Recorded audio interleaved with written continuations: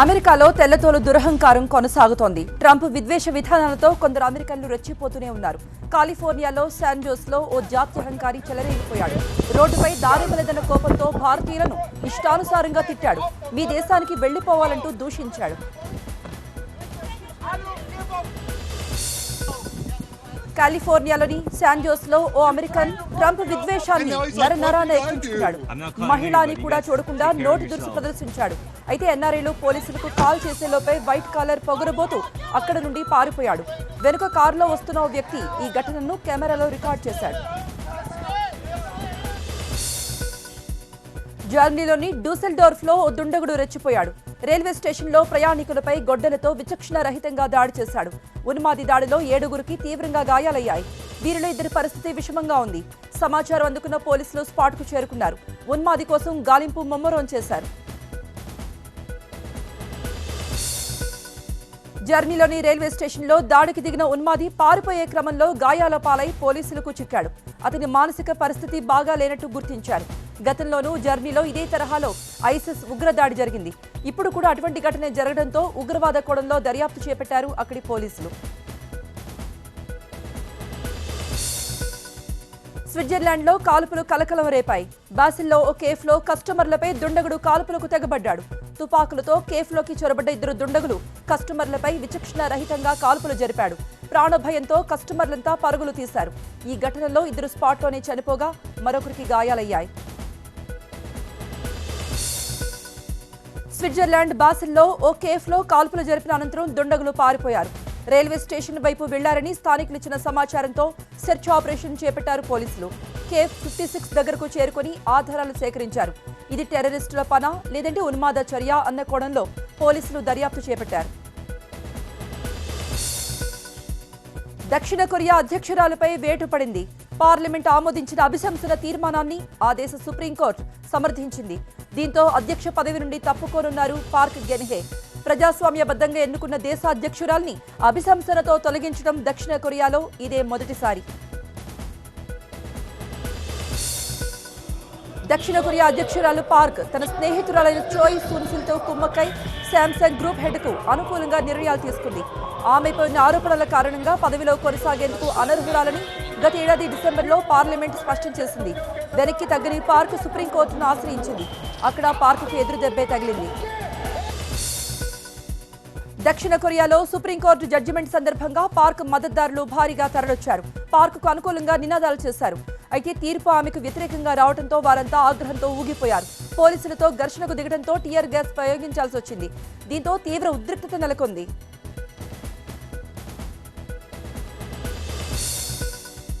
దక్షిణ కొరియాలో సుప్రీంకోర్టు తీర్పును స్వాగతిస్తూ వేలాది మంది పార్క్ వ్యతిరేకులు సంబరాలు చేసుకున్నారు. పార్కుకు వ్యతిరేకంగా నినాదాలు చేశారు. ఇరు వర్గాల పోటాపోటీ ర్యాలీలతో సియోల్ నగరం అట్టుడికింది. మరిన్ని ఆందోళనలు చెలరేగే అవకాశం ఉండటంతో నగర వ్యాప్తంగా కట్టుదిట్టమైన భద్రతా ఏర్పాట్లు చేశారు అధికారులు. బెంగళూరులో దారుణం జరిగింది. అందరూ చూస్తుండగానే ఓ వ్యక్తిని అత్యంత కిరాతకంగా హతమార్చారు దుండగులు. ఇంట్లో నుండి లాక్కొచ్చి నరికి చంపారు. కమలానగర్లో చంద్రప్ప రోడ్లో జరిగింది ఘోరం. కత్తులతో వచ్చిన 5గురు దుండగులు అందరూ చూస్తుండగానే సునీల్ అనే వ్యక్తిని హత్య చేశారు. బెంగళూరు కమలానగర్లో చంద్రప్ప రోడ్లో సునీల్ అనే రౌడీ షీటర్ 10 రోజుల క్రితమే జైలు నుండి విడుదలయ్యాడు. అతన్ని హతమార్చేందుకు నాగా గ్యాంగ్ ప్లాన్ చేస్తోంది. ఈ క్రమంలోనే ఇంట్లో నిద్రిస్తున్న సునీల్పై దాడికి దిగింది నానా గ్యాంగ్. అడ్డుకున్న కుటుంబ సభ్యులపై దాడికి దిగారు. ఈ దారుణం అంతటా ఓ వ్యక్తి ఫోన్లో రికార్డ్ చేశాడు. శివసేన మోరల్ పోలీసింగ్ పై కేరళలో దుమారం రేగింది. కొచ్చిలో విద్యార్థులు పెద్ద ఎత్తున ఆందోళనకు దిగారు. మహిళా దినోత్సవం రోజున ప్రేమ జంటల్ని వేధించిన ఘటనను విద్యార్థి సంఘాలు ఖండించాయి. మోరల్ పోలీసింగ్ కు నిరసనగా మెరైన్ డ్రైవ్ లో కిస్ ఆఫ్ లవ్ కార్యక్రమాన్ని నిర్వహించారు. ఈ కార్యక్రమంలో పెద్ద ఎత్తున యువత పాల్గొన్నారు. ప్రేమ జంటలపై శివసేన కార్యకర్తలు దాడి చేస్తూ ఉంటే పోలీసులు నిర్లక్ష్యంగా వ్యవహరించారని విద్యార్థి సంఘాలు మండిపడ్డాయి. శివసేన కార్యకర్తలపై ఆగ్రహం వ్యక్తం చేస్తూ పోలీసుల తీరు నిరసిస్తూ బహిరంగంగా ముద్దులు పెట్టుకున్నారు. అందరూ చూస్తుండగానే ఒకరినొకరు హగ్ చేసుకుంటూ ముద్దాడుకున్నారు.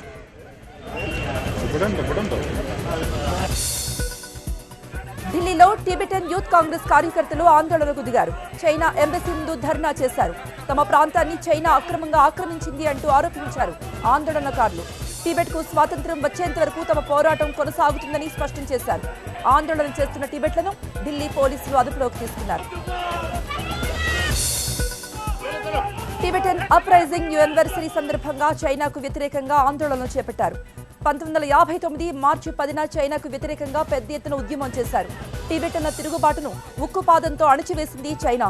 అప్పటి నుండి మార్చి 10న తిరుగుబాటు దినోత్సవంగా జరుపుకుంటూ చైనాకు వ్యతిరేకంగా టిబెటన్లు నినదిస్తున్నారు. సుప్రీంకోర్టు సంచలన నిర్ణయం తీసుకుంది.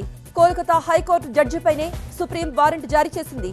కోర్టు ధిక్కారణ కేసులో న్యాయస్థానానికి హాజరు కాలేదని జస్టిస్ కర్ణన్ పై బెయిల్తో కూడిన వారెంట్ ఇచ్చింది. అంతేకాదు మార్చి 31న ఆయన కోర్టుకు హాజరయ్యేలా చర్యలు తీసుకోవాలని పశ్చిమ బెంగాల్ డీజీపీకి ఆదేశాలు జారీ చేసింది. సుప్రీం హైకోర్టు సిట్టింగ్ రిటైర్డ్ జడ్జీలపై అవినీతి ఆరోపణలు చేస్తూ ప్రధాని న్యాయశాఖ మంత్రికి లేఖలు రాశారు కర్ణన్. కులం పేరుతో వివక్ష చూపుతున్నారంటూ లేఖలో పేర్కొన్నారు. మద్రాస్ హైకోర్టు నుండి కోల్కతా హైకోర్టుకు బదిలీ చేస్తూ సుప్రీంకోర్టు కొలిజియం ఇచ్చిన ఆదేశాలపై స్టే విధించారు. కర్ణన్ తీరుపై ఆగ్రహం వ్యక్తం చేసిన సుప్రీం కోర్టు ధిక్కార నోటీసులు ఇచ్చింది. ఓ హైకోర్టు న్యాయమూర్తికి సుప్రీంకోర్టు బెయిలబుల్ వారెంట్ ఇవ్వడం ఇదే తొలిసారి. మరోవైపు వారెంట్పై స్పందించారు జస్టిస్ సిఎస్ కర్ణన్. దళితుడైనందుకే తనకు వారెంట్ జారీ చేశారంటూ ఆరోపించారు. తన కెరియర్ నాశనం చేసే ప్రయత్నం జరుగుతోందన్నారు.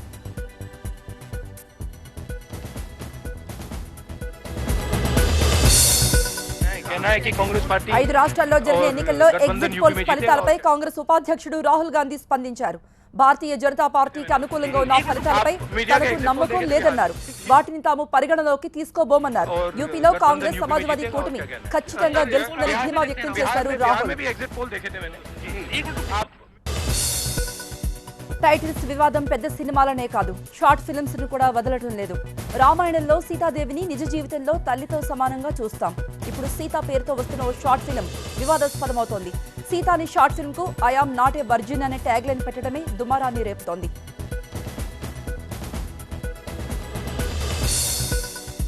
బాలనటుడిగా గుర్తింపు పొంది హీరోగా ఎదిగిన కౌశిక్ బాబు సీతాని షార్ట్ ఫిల్మ్ ను డైరెక్ట్ చేశాడు. ఈ షార్ట్ ఫిల్మ్ మార్చి 14న విడుదల కావాల్సింది. అంతకుముందే షార్ట్ ఫిల్మ్ ప్రోమోను ఫేస్బుక్ లో పోస్ట్ చేయడంతో వివాదం రాజుకుంది. నేరేడ్మెట్కు చెందిన ప్రసన్న డైరెక్టర్, ప్రొడ్యూసర్, హీరోయిన్లపై ఫిర్యాదు చేశారు.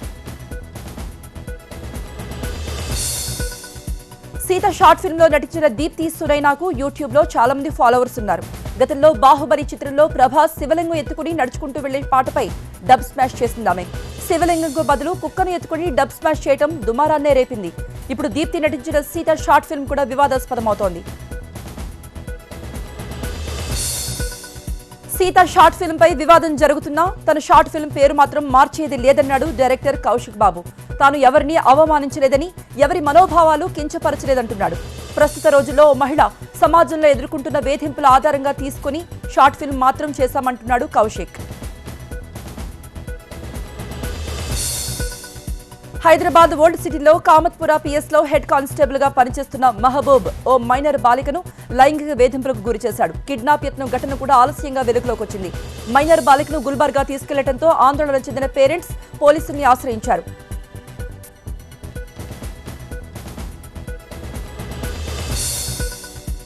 పోలీస్ మెహబూబ్ కామలీలలు కామటిపురాల్లోనే కాదు, ఖాకీ వనంలో కూడా సంచలనం రేపాయి. పెళ్లై ఓ కూతురు, 2 కుమారులున్న హెడ్ కానిస్టేబుల్ మహమూద్ వయసు, హోదా మరిచి ఇంతటి దారుణానికి తెగించడంపై సర్వత్రా ఆగ్రహం వ్యక్తమవుతోంది. మెహబూద్పై కేసు నమోదు చేసిన పోలీసులు చర్యలు తీసుకుంటామన్నారు. కాల్మనీ మాఫియా మళ్లీ పేట్రేగుతోంది. హైదరాబాద్ రాజేంద్రనగర్ లో ఓ ఆటో డ్రైవర్ పై కాల్మనీ మాఫియా దాడి సంచలనం రేపింది. తీసుకున్న అప్పుకు 2 వడ్డీ కట్టినా బాకీ తీర్చలేదంటూ దాడులకు పాల్పడ్డారంటూ బాధితుడు నయం వాపోయాడు. షహనాజ్ బేగం, ఆమె భర్త మరో 4గురితో కలిసి తనపై దాడి చేశారంటూ పోలీసులకు ఫిర్యాదు చేశాడు. రాజేంద్రనగర్కు చెందిన నయీం షహనాజ్ బేగం దగ్గర 50,000 రూపాయల అప్పుగా తీసుకున్నాడు. 2010 నుండి నెలకు 3,000 రూపాయల వడ్డీ చెల్లిస్తున్నాడు. తీసుకున్న అప్పుకు 2 డబ్బు కట్టినా కాల్మనీ మాఫియా వదలలేదు. ఇంకా 1,20,000 చెల్లించాలంటూ హుకుం జారీ చేశారు. అంత మొత్తం ఎలా చెల్లించాలంటూ అడిగినందుకు దాడి చేశారంటూ చెప్పుకొచ్చాడు నయీం. ఆటో డ్రైవర్ నయం రాజేంద్రనగర్ పోలీసులకు ఫిర్యాదు చేయడంతో షహనాజ్ అండ్ గ్యాంగ్ ఆగడాలు తెరపైకొచ్చాయి. అవసరం తీర్చే మిషతో అప్పులిస్తూ వడ్డీల మీద వడ్డీలు వసూలు చేస్తున్న మనీ కేటుగాళ్లు మరెందరో ఉన్నారు. మరిన్ని దారుణాలు జరగకముందే ఈ వడ్డీ జలగల భరతం పట్టాలని డిమాండ్ సర్వత్రా వ్యక్తమవుతోంది.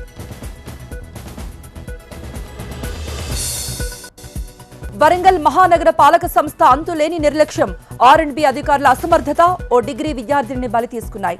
మరో 2 విద్యార్థులను ఆసుపత్రి పాల్చేశాయి. అధికారుల నిర్లక్ష్యమే ఈ ప్రమాదానికి కారణమన్న స్థానికులు నిర్లక్ష్యంగా వ్యవహరించిన అధికారులు సిబ్బందిపై కఠిన చర్యలు తీసుకోవాలంటూ డిమాండ్ చేశారు.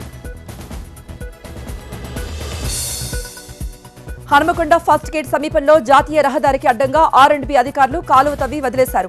ఈ క్రమంలో మురికి కాలువను గమనించకుండా వెళ్లి బైక్తో సహా 3 కాలువలో పడిపోయారు.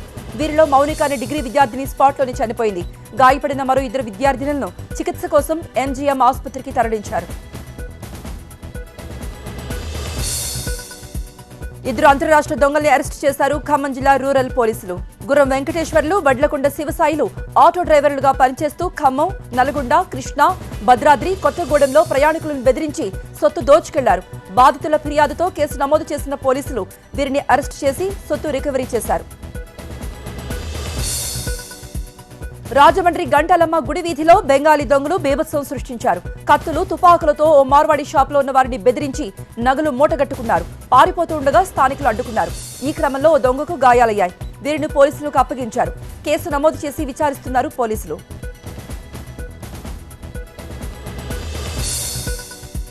కడప జిల్లాలో 184 మంది ఎర్రచందనం స్మగ్లర్లను వనపని పట్టుకున్నారు అటవీ శాఖ అధికారులు. వీరి నుండి 352 ఎర్రచందనం దుంగలు, 2 కార్లు స్వాధీనం చేసుకున్నారు. లంకమల అటవీ ప్రాంతం కేంద్రంగా దుంగల రవాణా చేస్తున్న దొంగలపై స్పెషల్ ఫోకస్ పెట్టిన ఫారెస్ట్ అధికారులు వీళ్లందరినీ చాకచక్యంగా పట్టుకున్నారు.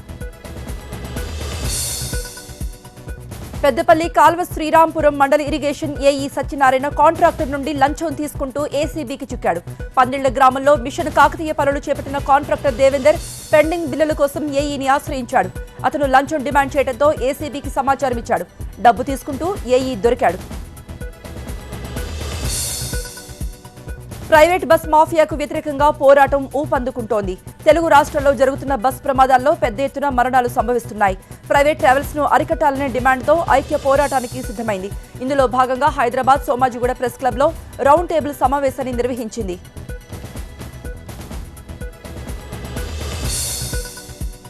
ప్రైవేట్ ట్రావెల్స్ మాఫియా కారణంగా ఏటా తెలుగు రాష్ట్రాలు 1000 కోట్ల చొప్పున నష్టపోతున్నాయి. ఆర్టీసీ నష్టాలతో నడుస్తుంటే ప్రైవేట్ మాఫియా మాత్రం వందలాది కోట్లను అక్రమంగా సంపాదిస్తోంది.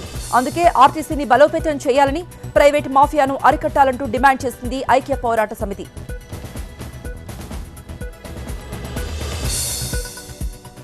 నోట్ల రద్దు సమయంలో నగదు దొరక్క తీవ్ర ఇబ్బందులు పడ్డ ప్రజలకు మరోసారి కష్టాలు మొదలయ్యాయి. తెలుగు రాష్ట్రాల్లో చాలా బ్యాంకులు ఏటీఎంల ముందు నో క్యాష్ బోర్డులు దర్శనమిస్తున్నాయి. ఆర్థిక సంవత్సరం ముగింపు కావటం, ఇదే సమయంలో 2 రాష్ట్రాల్లోనూ ఎమ్మెల్సీ ఎన్నికలు రావడంతో నగదు కొరతకు కారణమంటున్నారు బ్యాంకర్లు. హైదరాబాద్ లో వారం రోజులుగా దాదాపుగా 80% ఏటీఎంలో నో క్యాష్ బోర్డులే దర్శనమిస్తున్నాయి. సమయానికి డబ్బు దొరక్క సామాన్యులు ఇబ్బందులు పడుతున్నారు. నగదు కోసం రోజంతా ఏటీఎంల చుట్టూ తిరగాల్సి వస్తోందంటూ ఆవేదన చెందుతున్నారు. అటు నగదు సరఫరా తగ్గిన మాట వాస్తవమే అంటున్నారు బ్యాంక్ అధికారులు.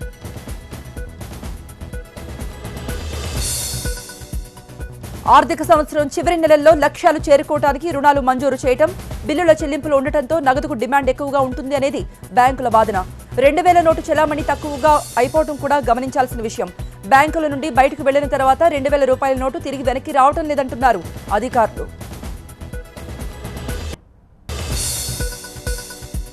గవర్నర్ నరసింహన్ ప్రసంగంతో తెలంగాణ అసెంబ్లీ బడ్జెట్ సమావేశాలు మొదలయ్యాయి. నరసింహన్ను స్పీకర్ మధుసూదనాచారి, మండలి చైర్మన్ స్వామిగౌడ్, సీఎం కేసీఆర్ సభలోకి సాదరంగా తీసుకొచ్చారు. తెలుగులో ప్రసంగాన్ని మొదలుపెట్టి రాష్ట్ర ప్రాధాన్యతను, లక్ష్యాలను ఒక్కొక్కటిగా సభకు వివరించారు గవర్నర్. 5 ఏళ్లలో 1,00,000 ప్రభుత్వ ఉద్యోగాల కల్పనే లక్ష్యంగా ప్రభుత్వం పనిచేస్తోందన్నారు గవర్నర్ నరసింహన్. ఇప్పటికే 27,481 మంది ఉద్యోగాల్లో చేరారని తన ప్రసంగంలో పేర్కొన్నారు. రాజకీయ అవినీతికి ఆస్కారం లేకుండా 2.5 ఏళ్ల నుండి పాలన కొనసాగుతోందని అన్నారాయన. బంగారు తెలంగాణ నిర్మాణానికి అందరూ కృషి చేయాలంటూ గవర్నర్ పిలుపునిచ్చారు. గవర్నర్ ప్రసంగంలోని అంశాలు తప్పుల తడకగా ఉన్నాయంటూ నిరసన వ్యక్తం చేసింది కాంగ్రెస్. ఆయన ప్రసంగిస్తున్న సమయంలోనే సభ నుండి వాకౌట్ చేసింది. కాంగ్రెస్ సభ్యుడు జీవన్ రెడ్డి తదితరులు పెద్ద ఎత్తున నినాదాలు చేశారు. డబుల్ బెడ్రూమ్ ఇళ్లు, దళితులకు 3 ఎకరాల అంశం ఏమైంది అంటూ నినదించారు.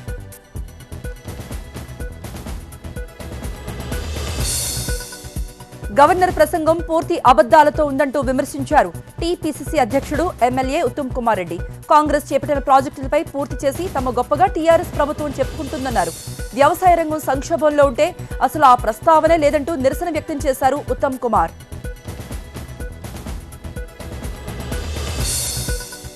గవర్నర్ నరసింహన్ ప్రభుత్వ ఒత్తిడికి లొంగి ప్రసంగాన్ని చదివారంటూ వ్యాఖ్యానించారు టీటీడీపీ శాసనసభ పక్షనేత రేవంత్ రెడ్డి. కేబినెట్ లో ప్రసంగానికి ఆమోదం తెలపకుండా గవర్నర్ వ్యవస్థను కూడా అగౌరవపరిచారంటూ ప్రభుత్వాన్ని విమర్శించారాయన. ప్రభుత్వం తన హామీలు విస్మరించి పాలన కొనసాగిస్తోందంటూ విమర్శించారు రేవంత్. గొడవలు పెట్టుకునే ఉద్దేశంతోనే కాంగ్రెస్ ఉంది అంటూ విమర్శించారు తెలంగాణ శాసనసభ వ్యవహారాల శాఖ మంత్రి హరీష్ రావు. మాట్లాడే దమ్ము లేకే సభ నుండి వాకౌట్ చేసింది అంటూ మండిపడ్డారాయన.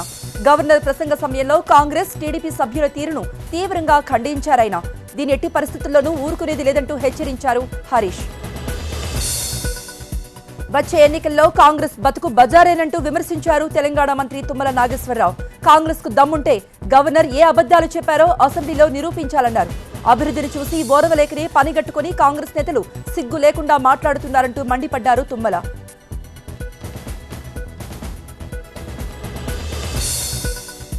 కేసీఆర్ సర్వేలపై బీజేపీ జాతీయ నేత నాగం జనార్దన్ మండిపడ్డారు. నాగర్ కర్నూల్లో బీజేపీ పార్టీకి 3.4% ప్రజాదరణ ఉందన్న కేసీఆర్ సర్వేలో వాస్తవం లేదన్నారాయన.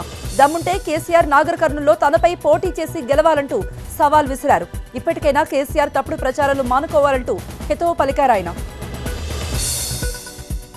తెలంగాణలో ఎమ్మెల్యేల కోటా నుండి 3 ఎమ్మెల్సీలు ఏకగ్రీవంగా ఎన్నికయ్యారు. జీహెచ్ఎంసీ టీఆర్ఎస్ అధ్యక్షుడు మైనంపల్లి హనుమంతరావు, మాజీ మంత్రి మాధవరెడ్డి సోదరుడు ఎలిమినేటి కృష్ణారెడ్డి, గంగాధర్ గౌడ్ ఏకగ్రీవంగా ఎన్నికైనట్లు అసెంబ్లీ కార్యదర్శి రాజా సదాశివం ప్రకటించారు. వీరికి ధృవీకరణ పత్రాలు కూడా అందజేశారు. టీడీపీ జాతీయ ప్రధాన కార్యదర్శి నారా లోకేష్ చట్టసభల్లోకి అడుగు పెట్టడం లాంఛనమైంది. ఎమ్మెల్యే కోట ఎమ్మెల్సీగా ఆయన పెద్దల సభకు ఎన్నికయ్యారు. అలాగే ఆయన మంత్రివర్గంలోకి రావడానికి మార్గం సుగమమైంది. గత సోమవారమే ఆయన నామినేషన్ వేశారు. ఏపీలో మొత్తం నామినేషన్ వేసిన 7 కూడా ఏకగ్రీవంగా ఎన్నికయ్యారు.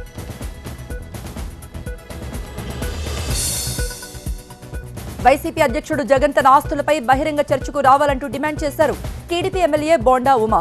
2004లో అప్పుల్లో ఉన్న జగన్ 2008లో 80 కోట్ల ట్యాక్సులు ఎలా కట్టారో చెప్పాలంటూ సవాల్ విసిరారు. కంపెనీలో పెట్టకుండానే 10 రూపాయల షేర్లు 1400కు అమ్మిన చరిత్ర జగన్దే అంటూ విమర్శించారు బోండా ఉమా. తన ఇంటిని కూడా అఫిడవిట్లో చూపే దమ్ము లేని జగన్ లోకేష్ ఆస్తుల గురించి మాట్లాడతాడా అంటూ ఆగ్రహం వ్యక్తం చేశారు టీడీపీ ఎమ్మెల్సీ సోమిరెడ్డి. హైదరాబాద్లోని లోటస్ పాండ్ ఇల్లు, కార్యాలయం, బెంగళూరులో ఇల్లు తనవి కావని జగన్ చెప్పగలరా అంటూ ప్రశ్నించారు సోమిరెడ్డి. ప్రశ్నించే ముందు తనకు తాను చూసుకోవాలన్నారు ఆయన.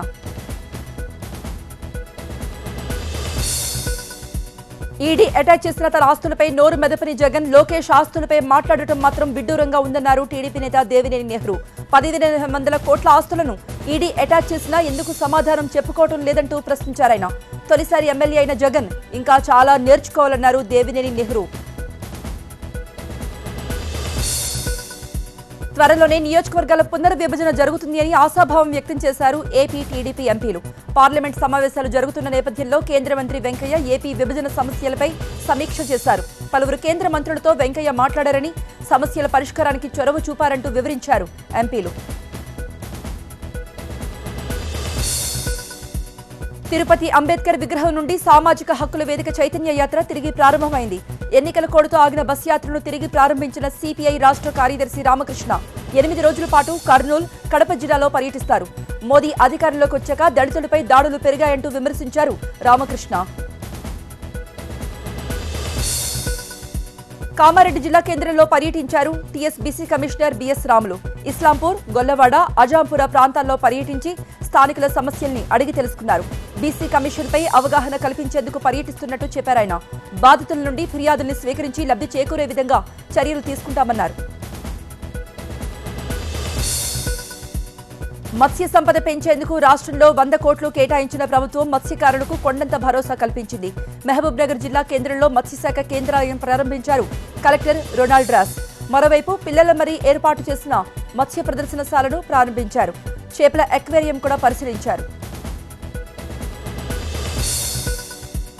మిర్చి రైతుల పరిస్థితి దారుణంగా ఉన్నా ప్రభుత్వం పట్టించుకోవడం లేదంటూ ఆరోపించారు వైసీపీ నేతలు. గుంటూరు మిర్చి మార్కెట్లో పర్యటించిన నేతలు మిర్చి ధరల వివరాలను రైతుల్ని అడిగి తెలుసుకున్నారు. మార్కెట్లో ధరలు తగ్గడంతో రైతులు మరిన్ని అప్పుల్లో కూరుకుపోయే పరిస్థితి వచ్చిందన్నారు నేతలు. ప్రభుత్వం గిట్టుబాటు ధర కల్పించాలంటూ డిమాండ్ చేశారు. నెల్లూరులోని ఏసీ సుబ్బారెడ్డి ప్రభుత్వ వైద్యశాలలో రెవెన్యూ అధికారుల పెత్తనం ఎక్కువైందంటూ ఆరోపించారు వైద్యులు. అలాగే తమ సమస్యలు పరిష్కరించాలంటూ ఏపీ డాక్టర్స్ ఉద్యోగ జేఏసీ ఆధ్వర్యంలో నిరసన వ్యక్తం చేశారు. తమ డిమాండ్లు ప్రభుత్వం పరిష్కరించాలని, లేని పక్షంలో ఆందోళన ఉధృతం చేస్తామంటూ వైద్యులు హెచ్చరించారు. చేనేత వస్త్రాలకు ప్రచారం కల్పించేందుకు బ్రాండ్ అంబాసిడర్ గా వ్యవహరిస్తున్న హీరోయిన్ సమంత సిద్దిపేట మండలం దుబ్బాక మండలంలో పర్యటించింది. చేనేత వస్త్రాలను తయారు చేసే మరమగ్గాలను పరిశీలించిందామె. చేనేత సమస్యలతో పాటు కార్మికుల మృతుల కుటుంబాలను ఆదుకోవాలంటూ ప్రభుత్వానికి విజ్ఞప్తి చేస్తానని తెలిపింది హీరోయిన్ సమంత.